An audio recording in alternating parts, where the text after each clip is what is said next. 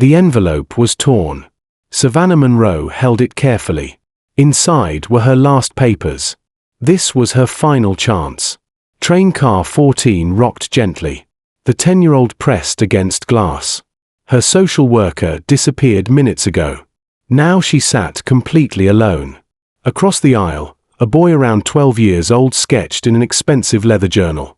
His sandy blonde hair fell perfectly, and his clothes screamed money: designer polo shirt, pressed khakis, shoes that cost more than most families' grocery bills. Tyler Hamilton Reed III, according to the brass nameplate on his backpack. He drew magnificent castles with towers reaching toward clouds, completely absorbed in his art. Savannah watched, mesmerized by his colored pencils bringing life to paper. Her fingers itched to create something beautiful too. Back at foster home number 6, Mrs. Jennings had called drawing wasteful and taken away her art supplies after 2 weeks. "Excuse me," Savannah whispered, her voice barely audible over the train's rhythmic clacking. Tyler looked up, his green eyes curious but kind. Could I maybe borrow a crayon? Just for a little while." She held up a napkin from her lunch bag. "I promise I'll give it right back." Tyler studied her for a moment, not with pity, but with recognition, like he understood what it meant to desperately need something you couldn't afford. "Sure," he said quietly, reaching into his art case. "What color?" "Red, if you have it." He handed her a pristine red crayon, barely used. "Keep it. I've got plenty." Savannah's eyes widened in disbelief at such casual generosity. Before she could thank him properly, a man in a perfectly tailored suit approached their seats. Tall, graying temples, the kind of presence that commanded attention even in a crowded train car. "Tyler," the man said, his voice carrying impatience. "We need to review the quarterly reports before we arrive." "Dad, I'm just..." "Now, son." Tyler shot Savannah an apologetic look and gathered his art supplies. As he moved to join his father several rows up, she caught fragments of their conversation about acquisitions, board meetings, Reed Industries. That name sounded familiar, but she couldn't place where she'd heard it. She looked down at the perfect red crayon in her palm and began drawing on the napkin. A small house with a picket fence, a tree with a swing, a little girl with arms outstretched as if welcoming someone home. "That's beautiful, sweetie."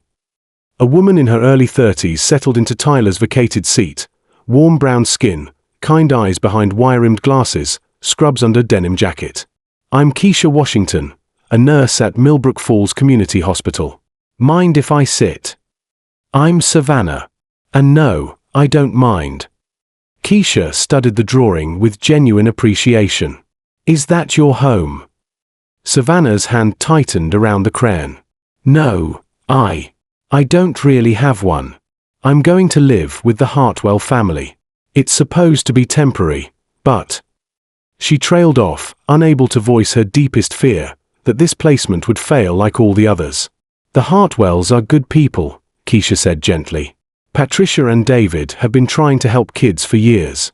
Their daughter would have been about your age." "Would have been." Keisha's expression grew somber. "She passed away 3 years ago. Leukemia. They've been trying to heal ever since." Savannah's stomach dropped, another family hoping a foster child might fill the void left by their own daughter. The train began to slow as they approached Millbrook Falls, population 8,247 according to the station sign. Savannah's heart hammered against her ribs as she spotted a middle-aged couple hurrying down the platform. The woman had graying blonde hair in a ponytail and wore a faded denim jacket over a flowered dress. The man was tall and lanky with kind eyes behind wire-rimmed glasses. "Those are the Hartwells," Keisha confirmed. As Savannah stepped off the train, Patricia Hartwell's face lit up with genuine warmth. "Honey, we're so glad you're here. How was the trip?" "Fine," Savannah mumbled, clutching her backpack protectively. She watched Tyler climb into a sleek black town car with his father, and for a moment their eyes met through the window. Tyler lifted his hand in a small wave before the car pulled away, leaving Savannah wondering if she'd ever see the boy who'd given her a crayon again. The Hartwell house sat on 3 acres just outside town, wraparound porch, flower boxes under every window, clearly loved but not fancy. "This is your room," Patricia said, opening a door at the top of the stairs. Savannah stepped inside and gasped. Warm yellow walls, an actual bed with a quilted comforter, a desk by the window, and most incredibly, an easel with fresh paper and professional art supplies sitting beside it. "We heard you like to draw," David explained from the doorway. "We thought you might like a space for your art." Savannah approached the easel cautiously, afraid it might disappear if she moved too quickly. "Is it really for me?" "All yours," Patricia said softly. "We hope you'll be happy here, Savannah. We know you've had tough breaks, but we'd like this to be different." That night, after dinner of homemade mac and cheese, Savannah sat at her new desk with Tyler's red crayon, drawing two children sitting across from each other, one reaching out to offer something precious to the other. 3 weeks passed peacefully. The Hartwells were patient. They didn't push when she had nightmares, didn't force conversation when she needed space, never made her feel like she owed them anything. But Savannah couldn't shake the feeling she was living on borrowed time. One Saturday morning, while walking downtown with Patricia, she spotted a familiar figure coming out of the hardware store. "Tyler." The boy turned, his face breaking into a genuine smile. "Savannah, I can't believe you're still here. You live here." "My dad bought a house on Highland Drive. We're taking a break from the city." There was something guarded in his expression. They chatted briefly before Patricia emerged from the grocery store with David. "Savannah, honey, who's your friend?" After introductions, Patricia warmly invited Tyler for dinner the next day. That evening, Tyler called with an unusual request. Could he come over that afternoon too? He sounded like he needed a friend. Tyler arrived wearing jeans with holes and a faded t-shirt instead of his usual expensive clothes. "These are my real clothes," he admitted as they settled on the porch swing. "The other stuff is what my dad wants me to wear, the Reed Industries Air uniform." He opened his art portfolio, revealing incredible detailed drawings of Millbrook Falls, the covered bridge, the town square, Mrs. Chen's flower shop. "These are amazing," Savannah breathed. "My dad thinks art is a waste of time," Tyler said bitterly.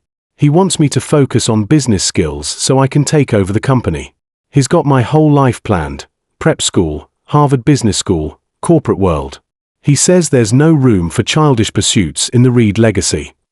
Savannah realized Tyler, with every advantage money could buy, was miserable because his path was too rigidly defined. They spent the afternoon drawing together, and for the first time in her life, Savannah felt like she had a real friend who understood what it meant to feel out of place in your own life. At dinner, Marcus Reed arrived to collect Tyler, tall, immaculately dressed, commanding presence. After polite introductions, Tyler eagerly showed his father the drawing of the covered bridge, stunning in its detail and feeling. Marcus glanced at it dismissively. "Very nice, son. Now we should go. I have calls before tomorrow's board meeting." Savannah saw Tyler's face fall, and something fierce rose in her chest. She'd spent her whole life being dismissed and overlooked. She wasn't going to watch it happen to her friend. "Mr. Reed," she said, her voice stronger than she felt, "that drawing is really special. Tyler has a gift."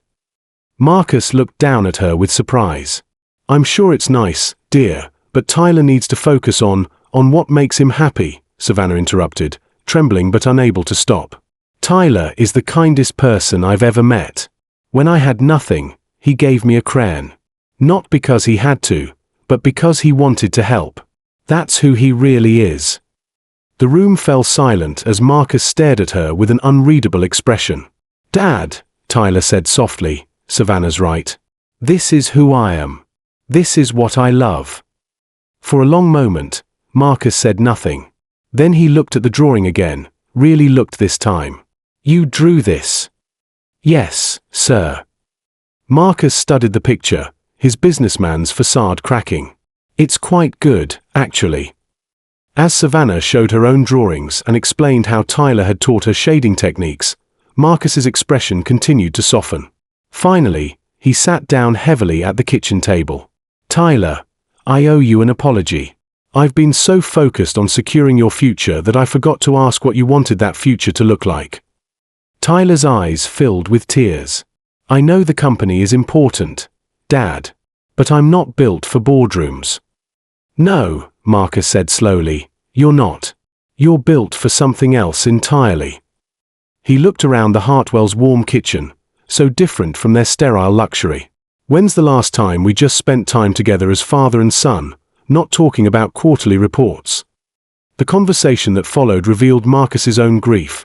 Tyler's mother Clara had died when Tyler was 8, and Marcus had thrown himself into work to avoid the pain. Here came the twist that changed everything. Marcus looked directly at Savannah, his voice thick with emotion. You know what's interesting? Before we moved here, I had my assistant research the town, including the local families. When I read about the Hartwells and what they'd been through. He paused, then continued carefully.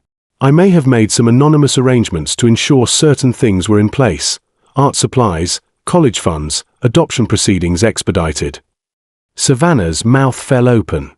You knew about me. I knew about a little girl who deserved a chance. I didn't know she'd be the one to save my relationship with my son. Marcus's eyes glistened. Sometimes kindness works in mysterious ways. You gave Tyler courage to be himself, and he gave you the confidence to speak up for what's right. You both taught me that success without joy is just an expensive form of failure, something my wife used to say. The room was silent as the implications sank in. Patricia and David exchanged amazed glances. Tyler stared at his father with new understanding, and Savannah realized that the red crayon had been more than a simple gift. It had been the beginning of a chain of kindness that had changed all their lives. 6 months later, at the courthouse in Millbrook Falls, Savannah Monroe officially became Savannah Monroe Hartwell. Tyler and Marcus were there, along with Keisha, Mrs. Foster, and half the town. Marcus had indeed opened a satellite office in Millbrook Falls and spent his summers there with Tyler, who was now enrolled in art classes and happier than he'd ever been. But the real surprise came when Marcus handed Savannah an envelope after the ceremony. "What's this?" she asked. "Your art scholarship to the Pennsylvania Academy of Fine Arts," he said quietly. "Full tuition, supplies, everything. You've got real talent, Savannah, and talent deserves opportunity." She stared at the papers in disbelief. "But I'm only 10. The program starts at 14. That gives you 4 years to develop your skills here in Millbrook Falls with the best private tutors money can buy." Marcus smiled. "Consider it an investment in the future.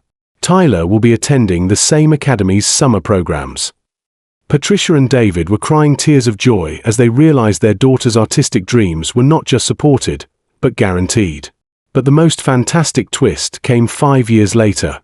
15-year-old Savannah Monroe Hartwell stood on stage at the National Young Artists Exhibition in New York City, accepting the grand prize for her painting series Small Town Hearts, 12 breathtaking portraits of Millbrook Falls residents that had captured the attention of art critics nationwide.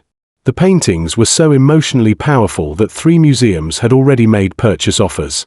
In the audience, Tyler applauded wildly alongside Marcus, Patricia, and David. What nobody knew, not even Savannah, was the secret Marcus whispered to Tyler as they watched her accept the award. "Son, that girl is going to be worth more than Reed Industries someday. Her art will change the world, and it all started with your generosity on a train." Tyler smiled, fingering the worn red crayon he still carried in his pocket. "Dad, that's not why we helped her." "I know," Marcus replied, his voice thick with emotion. "That's exactly why we did." As Savannah looked out at the audience holding her trophy, she spotted the red crayon Tyler was holding up like a tiny beacon. She understood then that some gifts echo through time, creating ripples of kindness that transform not just individual lives, but entire destinies. The little girl who once had nothing had become an artist whose work would inspire millions, all because a boy on a train chose to share a single crayon. In her acceptance speech, she said simply, "Sometimes the smallest act of kindness creates the biggest masterpiece of all." The color of kindness wasn't just red anymore. It was every hue of love, hope, and possibility that had painted their extraordinary lives together.